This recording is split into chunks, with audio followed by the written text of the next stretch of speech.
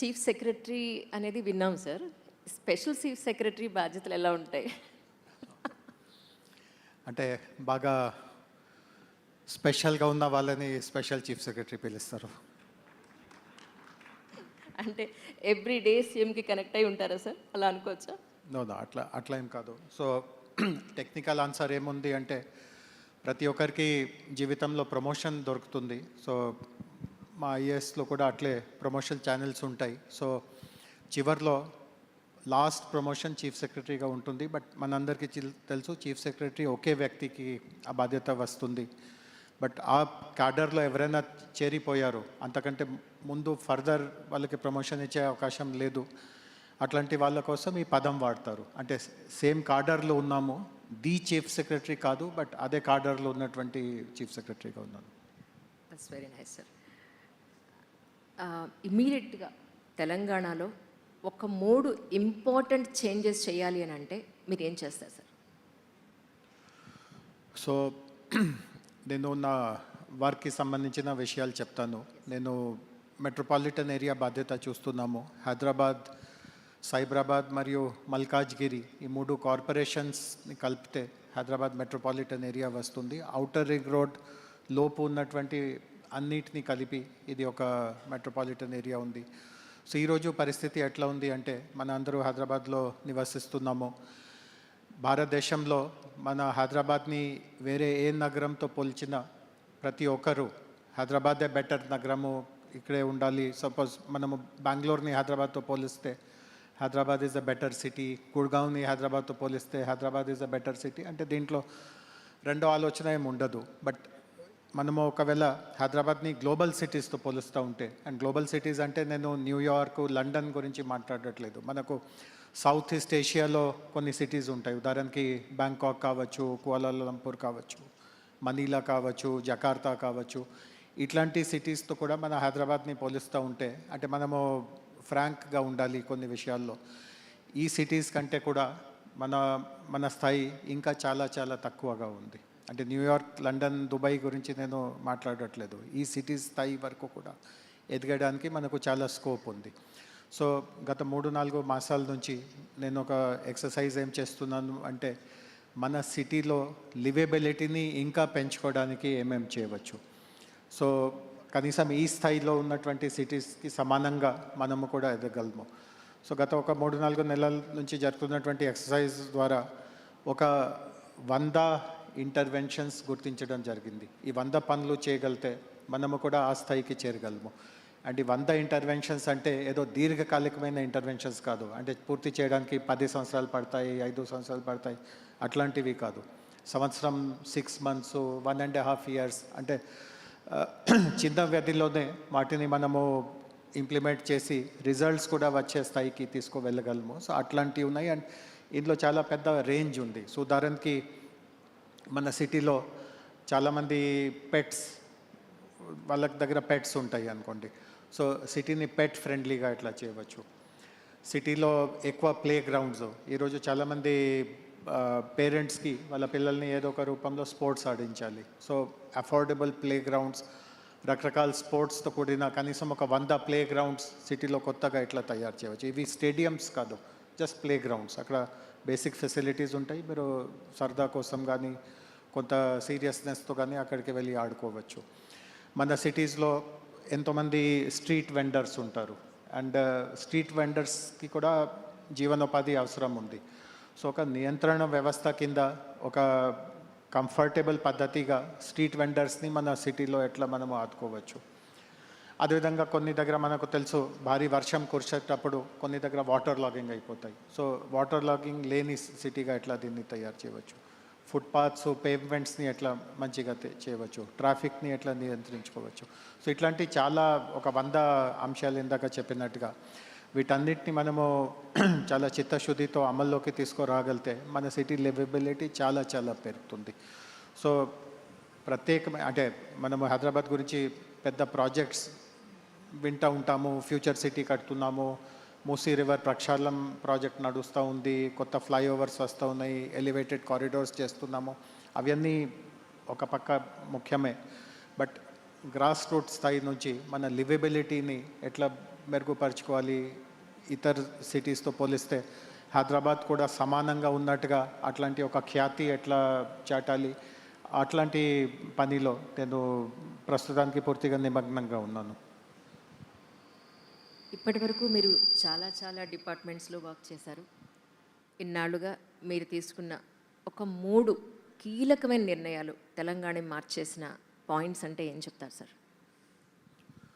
So నేను ఎక్కువ డిపార్ట్మెంట్స్లో పని చేయలేదు, అంటే నాకు చాలా తక్కువ డిపార్ట్మెంట్స్లో పని చేసే అనుభవం ఉంది. నేను ఒక సమయం industries, IT, tourism and municipal administration, ఈ 4 డిపార్ట్మెంట్స్ నా దగ్గర పెద్ద ఏం అనుభవం లేదు. బట్ ఈ డిపార్ట్మెంట్స్ పరిస్థితి చూస్తే, సో ఈరోజు ఐటీ రంగంలో మనందరికీ తెలుసు, మనము హైదరాబాద్లో మన భారతదేశంలో ఒక బెస్ట్ సిటీగా, ఐటీకి అనుకూలమైన బెస్ట్ సిటీగా మనము పేరు పొందాము, ఆ పట్టా పొందాము. సో దాని వెనక 2014లో కొత్త రాష్ట్రం ఏర్పడేటప్పుడు కొన్ని కీలక నిర్ణయాలు తీసుకోవడం జరిగింది. ఒకటి ఏముంది అంటే ఐటీ కంపెనీస్కి టాలెంట్ చాలా భరోసాగా వాళ్ళ దగ్గరికి ఉండాలి.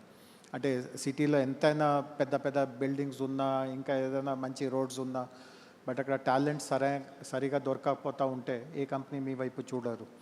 సో టాలెంట్ తయారు చేయడానికి కంపెనీస్కి బాగా అనుకూలమైన టాలెంట్ కోసం ఒక పద్ధతి అనుసరించుకోవడానికి మేము ఒక సంస్థ ఏర్పాటు చేశాము.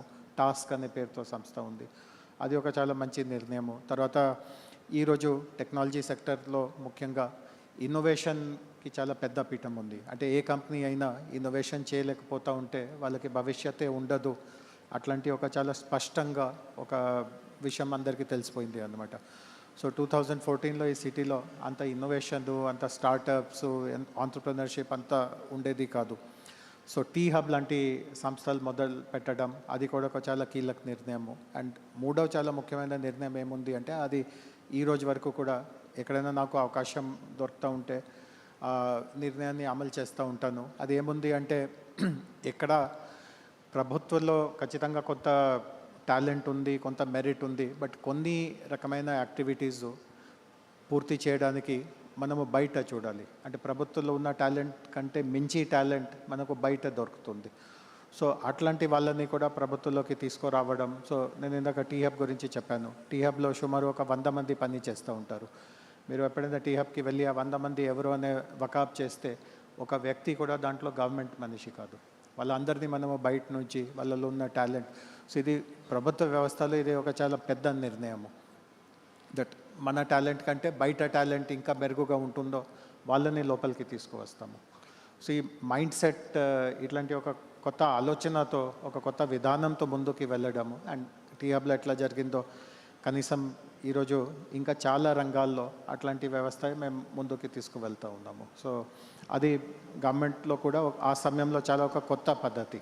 దట్ గవర్నమెంట్లో ఎట్లయినా వేలాది మంది ఉంటారు, వాళ్ళపైన ఆధారపడకుండా నేను ఇంకా బయట నుంచి కొత్త వాళ్ళని తీసుకువస్తూ ఉన్నాము. సో ఇది ఒక కొత్త ఆలోచన సమయంలో చాలా విమర్శలు కూడా వచ్చినాయి. బట్ ఇప్పుడు వెనక్కి తిరిగి చూస్తే ఆ నిర్ణయం తీసుకోకపోయి ఉంటే, అంటే మంచి బిల్డింగ్ అవిని మనము కట్టేవాళ్ళు, కానీ అంత ప్రయోజనం ఉండేది కాదు.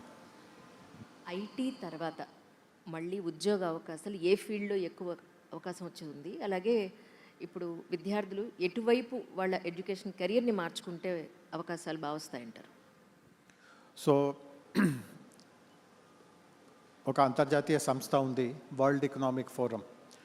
వాళ్ళు ప్రతి సంవత్సరం ఒక నివేదిక తయారు చేస్తారు, ద ఫ్యూచర్ ఆఫ్ జాబ్స్. అంటే ఏ దిశలో ఉపాధి అవకాశాలు ఎక్కువ వస్తూ ఉన్నాయి అండ్ మొత్తం ప్రపంచానికి వాళ్ళు చేస్తారు. అంటే యుఎస్ లాంటి వికసిత్ దేశంలో ఏం జరుగుతూ ఉంటుంది, భారత్ లాంటి అభివృద్ధి చెందుతున్నటువంటి దేశంలో ఎట్లాంటి అవకాశాలు వస్తాయి. సో లాస్ట్ ఇయర్ రిపోర్ట్ చూస్తే ఒక 80 రకమైన జాబ్స్ వాళ్ళు గుర్తించారు. అండ్ అదే వాస్తవికత ఉంది. ఈరోజు మన గతం గురించి ఆలోచిస్తూ ఉంటే చాలా తక్కువే ఆప్షన్స్ ఉండేది. అంటే మీరు ఇంజనీర్ అవ్వాలి, లేకపోతే డాక్టర్ అవ్వాలి, లేకపోతే ఇట్లాంటి సివిల్ సర్వీసెస్ రాయాలి, లేకపోతే లాస్ట్లో లా చదివి లాయర్ ఇట్లాంటివి ఉండవచ్చు. బట్ గతంలో ఉన్నటువంటి 5-10 ఆప్షన్స్ కంటే భిన్నంగా ఈరోజు 80 రకమైన ఆప్షన్స్ ఉంటాయి. అండ్ నేను కూడా చూస్తున్నాను, అంటే సిటీలో ఈరోజు సుమారు ఒక మన 20 మిలియన్ సారీ 20 లక్షల మంది ప్రొఫెషనల్ రంగంలో ఉన్నారు. 2 million people are working in different kind of professions. And వాళ్ళ ప్రొఫైల్స్ చూస్తే వాళ్ళు ఎట్లాంటి జాబ్స్ చేస్తూ ఉన్నారు, సిటీలో ఉన్నటువంటి అంటే టాప్ కేటగిరీలో ఉన్నటువంటి 2 మిలియన్ ప్రొఫెషనల్స్, 20 లక్షల మంది ప్రొఫెషనల్స్ ఉంటే కనీసం ఆ 80లో కనీసం ఒక 50 కేటగిరీస్ మన మధ్యలోనే అది కనపడుతుంటాయి అనేది. సో చాలా జాబ్స్ ఉన్నాయి. బట్ 2-3 ముఖ్యంగా ఏముంది అంటే ఈరోజు ఆర్టిఫిషియల్ ఇంటెలిజెన్స్ అంటే ఏ జాబ్ ఉన్నా ఆర్టిఫిషియల్ ఇంటెలిజెన్స్ నాలెడ్జ్ ఉండడం అది చాలా అనివార్యం అనేది. అంటే కొన్ని సందర్భంలో నేను కాలేజెస్ ఫంక్షన్స్కి వెళ్తూ ఉంటాను, స్టూడెంట్స్తో మాట్లాడుతూ ఉంటాను. కొన్నిసార్లు నాకు గుర్తు ఉంది, నేను ఒక వాక్యం వాడాను, కొన్ని సందర్భంలో దాన్ని మిస్అండర్స్టాండ్ కూడా చేశారు. బట్ నేను ఇప్పుడు కూడా చెప్తాను, నేను వాడే వాక్యం ఏముండేది అంటే, if you do not know about AI, if you do not master AI, know about AI కాదు, if you do not master AI you will be killed. అంటే ఇట్లాంటి కఠినంగా పరిస్థితి ఈరోజు అంటే రాను రాను తయారవుతూ ఉంది. మీకు ఏఐ జస్ట్ తెలుసుకోవడమే కాదు, అంటే ఒక డిక్షనరీలో చదివి, ఇంటర్నెట్లో వికీపీడియాలో చదివి ఏఐ అంటే ఇది అది సరిపోదు. ఏఐని ఉపయోగంలోకి ఎట్లా తీసుకురావాలి, ఆ పరిపక్వత మీలో ఉండకపోతూ ఉంటే మీకు ఏమీ ఫ్యూచరే ఉండదు అనమాట. సో ఏ జాబ్ ఉన్నా, 80 జాబ్స్ ఉన్నా, 50 జాబ్స్ ఉన్నా, ఏఐ నాలెడ్జ్ చాలా ముఖ్యం ఉంది. రెండవది కొన్ని ఫినిషింగ్ స్కిల్స్ అంటారు. అంటే మీరు ఎట్లా మాట్లాడుతున్నారు, మీరు సిచ్యువేషన్ని ఎట్లా అర్థం చేసుకుంటున్నారు, మీరు టీంలో మీ బాధ్యత ఎంతవరకు ఉంటుందో ఎట్లా దాన్ని పరిగణనలోకి తీసుకువెళ్తున్నారు, టీం సభ్యులుగా మీరు ఎట్లా టీంకి బాగా సపోర్ట్ ఇస్తున్నారు, మీరు ఒక పొజిషన్కి ఎదిగి ఉంటే మీ కింద ఉన్న వాళ్ళని ఎట్లా మీరు నర్చరింగ్ లీడర్షిప్ ద్వారా తయారు చేస్తున్నారు, ఇట్లాంటి స్కిల్స్కి కూడా చాలా ఉపయోగం ఉంది. అంటే నాలెడ్జ్ చూస్తారు. ఈరోజు కంపెనీస్ దగ్గర మీరు ఇంటర్వ్యూకి వెళ్తే మీకు క్వాలిఫికేషన్ ఏముందో, స్కిల్స్ నాలెడ్జ్ ఏముందో అవన్నీ ఖచ్చితంగా వాళ్ళు చెక్ చేస్తారు. బట్ లాస్ట్ ఒక 10 సంవత్సరాల నుంచి నాకు ఏమనిపిస్తూ ఉంది అంటే, నాలెడ్జ్ కంటే మీలో ఇట్లాంటి నైపుణ్యాలు ఉన్నాయా లేదా దానికి ఎక్కువ విలువ ఉంటుంది. Absolutely sir. అలాగే ఎస్పెషలీ తెలంగాణకి సంబంధించి మిమ్మల్ని కలవరపరిచే, టెన్షన్ పెట్టే అంశాలంటే ఏం చెప్తారు? సో టెన్షన్ అనేది ఏం ఉండదు. బట్ జనరల్గా నేను కొన్ని బాధ్యతలు ఒకవేళ అంటే ఖచ్చితంగా దాంట్లో రిజల్ట్స్ నేను చేసి చూపగలుగుతాము అట్లాంటి ఒక ఆంతరికంగా ఒక ఆలోచనకి వచ్చి ఉంటే, అందులో ఏదైనా ఆలస్యం జరగడం, లేకపోతే కొత్త కోణాల నుంచి కొన్ని కొత్త విషయాలు రావడం, అట్లాంటి సమయంలో కొద్దిగా నాకు డిస్టర్బెన్స్ అనిపిస్తుంది. దట్ నేను ఇట్లా ప్లాన్ వేసి ఉంటే దాంట్లో కొన్ని అవరోధాలు వస్తూ ఉంటాయి. బట్ వెంటనే విదిన్ ఫ్యూ అవర్స్ కొత్త ప్లాన్ చేసి దాన్ని ఎట్లా అతిక్రమించాలి, ఇంకా ధ్యేయం వైపు ఎట్లా ప్రయాణం చేయాలి, ఫాస్ట్గానే ఫ్లెక్సిబుల్గా అజిలిటీతో చేయగలుగుతాము. సో చాలా దీర్ఘంగా నేను ఏదో డిస్టర్బ్ అయిపోయి ఉంటాము, అట్లాంటి పెద్దగా సందర్భాలు ఉండదు. అందరూ చెప్తూ ఉన్నారు సార్, మన ఎడ్యుకేషనల్ సిస్టమ్ అది బుక్ నాలెడ్జ్ వరకే ఉంటుంది, బతకడానికి ఏమి పని చేయట్లేదు అని. సో మన ఎడ్యుకేషనల్ సిస్టంలో మీరు మార్పు తీసుకురావాలి అంటే మీ వంతు బాధ్యతగా మీరు ఏం చేస్తారు? సో యాక్చువల్లీ సాయంత్రం ముఖ్యమంత్రి గారు కూడా వస్తున్నారు, వారు కూడా ఖచ్చితంగా చెప్తారు. బట్ ఆయన తీసుకుంటున్నటువంటి నిర్ణయము చాలా మౌలిక నిర్ణయము. అంటే ఇక్కడ హాల్లో ఉన్న ప్రతి ఒక్కరు ఏదో ఒక సందర్భంలో కాలేజ్కి వెళ్ళి ఉంటారు, ఎడ్యుకేషనల్ ఇన్స్టిట్యూషన్స్ చూసి ఉంటారు. మన భారతదేశంలో ఒకే ముఖ్యమైన సమస్య ఏముంది అంటే, మనము క్వాలిటీ విద్య ఇవ్వలేకపోతున్నాము. అంటే ఖచ్చితంగా కొన్ని ఇన్స్టిట్యూషన్స్ చాలా పెద్ద స్థాయిలో ఉన్నాయి. బట్ ఒక సాధారణ విద్యా సంస్థలో క్వాలిటీ ఎడ్యుకేషన్ రాలేకపోతున్నాను. దానికి ఒక ప్రధానమైన కారణం ఏముంది అంటే, ఆ క్వాలిటీ ఇచ్చే వాళ్ళు చాలా తక్కువ మంది ఉంటారు. అంటే మనము వేలాది మంది టీచర్స్ని రిక్రూట్ చేయగలము, బట్ అందరిలో ఏ రూపంలో నాణ్యతతో కూడిన విద్య అందించాలి అట్లాంటి ప్రవీణత ఉండదు అన్నమాట. అండ్ ఎంతైనా ప్రయత్నం చేసినా వాళ్ళలో అంతవరకు ప్రవీణత రాలేదు ఏమో. సో దాని సమాధానం ఏముంది అంటే, ఉన్న టాలెంట్ ఉన్న క్వాలిటీ ఉన్న వాళ్ళు లార్జ్ స్కేల్లో ఎట్లా విద్యని అందించుకోగలగాలి, దానికి మనం ఏదైనా సొల్యూషన్ సమాధానం వెతుకోగలితే మౌలిక స్థాయి నుంచి మనకు మంచి మార్పు కనిపిస్తూ ఉంటుంది. సో ముఖ్యమంత్రి గారు 2 చాలా కీలక నిర్ణయాలు తీసుకున్నారు. ఒకటి ఏముంది అంటే ఈరోజు క్వాలిటీ ఎందుకు దొరకట్లేదు అంటే వేలాది శిక్షా సంస్థలు ఉన్నాయి. సో ఆయన వాటిని కాన్సాలిడేట్ చేయాలి అట్లా ఆలోచించారు. మన రాష్ట్రంలో కొన్నియే ఉండాలి. అంటే నేను నేరుగా ఈ విషయంతో డీల్ చేయట్లేదు కాబట్టి ప్రిసైజ్ నంబర్స్ నా దగ్గర ఉండదు. బట్ వారి ఆలోచన ఏముంది అంటే సపోజ్ 50,000 విద్యా సంస్థలు ఉంటే 5,000కే మనము పరిమితి చేయాలి. అండ్ ఆ 5,000లో బెస్ట్ క్వాలిటీ టీచర్స్ని పంపించాలి, బెస్ట్ వసతులు ఇవ్వాలి, వాళ్ళకి బ్రేక్ఫాస్ట్ ఇవ్వాలి. మన ఈరోజు ఆంగన్వాడీ అనే ఒక వ్యవస్థ ఉంటుంది, ప్లే స్కూల్స్. దానికి విద్యా బోధనతో ఏం సంబంధం ఉండదు. అది వేరే విభాగము, ఇది వేరే విభాగము. దాన్ని కూడా దీంట్లోకి తీసుకురావాలి. సో క్వాలిటీ మనము చిన్న వయసు నుంచి క్లాస్ అంటే 3 సంవత్సరాల వయసు నుంచి ప్రతి ఇంటరాక్షన్ క్వాలిటీతో కూడిన ఇంటరాక్షన్ అట్లాంటి మనము ఆశ్వాసనంగా ఒక గ్యారంటీగా మనము ఏర్పాటు చేయగలిగితే అప్పుడు ఆ ఫలితం ప్రతి విషయంలో మనకు కనిపిస్తుంది.